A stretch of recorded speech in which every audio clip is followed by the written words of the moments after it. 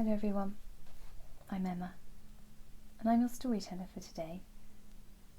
Tonight's chapter is Terence the Wren, and this is chapter 12.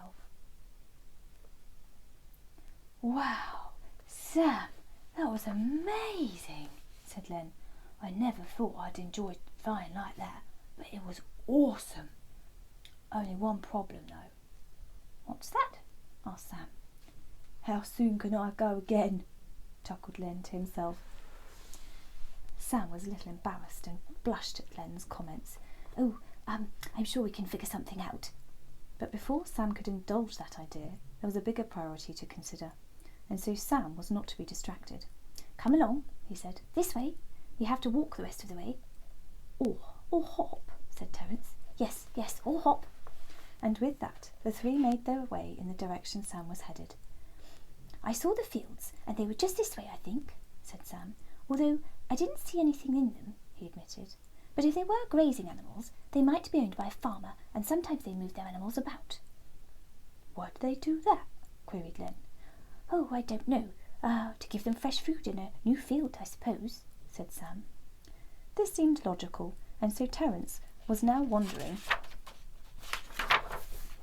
if he would ever see those wise creatures again. Along they went, through a hedgerow, and then out they popped into a green field.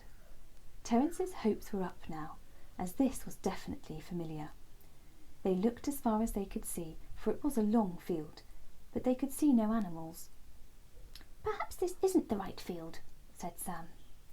Terence wasn't sure. He'd found it by looking for grubs, and so he hadn't been paying much attention the first time. Oh, I don't know now, said a worried Terence. I know, said Sam. Why don't you hop up inside the hedge, and from the top you'll be able to get a better look. Good idea, Terence agreed, and so off he went to get a better view. Len, meanwhile, used this exchange to take a well-earned stretch and rest. He lay himself back and grabbed some flies as they came within range. The day's events had been exhilarating and adrenaline-fueled, but now that adrenaline was starting to wear off, and so now he was starting to feel somewhat exhausted and needed a break. As he relaxed, he felt the warmth of the sun on his body, and he leaned back contentedly for a doze. Sam was busily directing Terence from the base of the hedge, as although he was a most excellent hopper, Sam felt Terence could still do with some of his expert counsel. After all, of the three of them, Sam was by far the most superior when it came to climbing up heights at speed. It was a shame this particular hedgerow was so filled with tightly knit brambles, rendering it too small for Sam. Otherwise he'd have happily climbed up too. That's it. There's a branch across to the left that looks fairly sturdy, enough to take your weight. And so Terence hopped left onto the branch of the bramble to which Sam was referring. You're quite a way up now, said Sam. It's getting difficult to see from here. Can you see the rest of the way on your own? I think so, said Terence, although his legs and his little body were feeling somewhat tired now. It had already been an action-packed day. But he thought no time for resting now. He had to find his parents, and he had to find his new wings. As if he wasn't already keen enough, now he'd been gliding through the air, he was definitely keen to be able to fly on his own. It was exciting and thrilling and fun.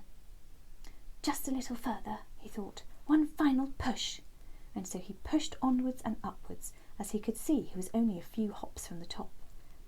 Terence's thoughts were interrupted, however, as there was a loud crack from below. It sounded like a stick had snapped underfoot, but under the foot of what? None of them were heavy enough to make that sound. Terence hurried now, as he still couldn't see through the thick of the hedge, but he didn't like that sound, and something in him told him he needed to hurry. And that's the end of tonight's chapter. Night-night. Sleep tight. See you soon.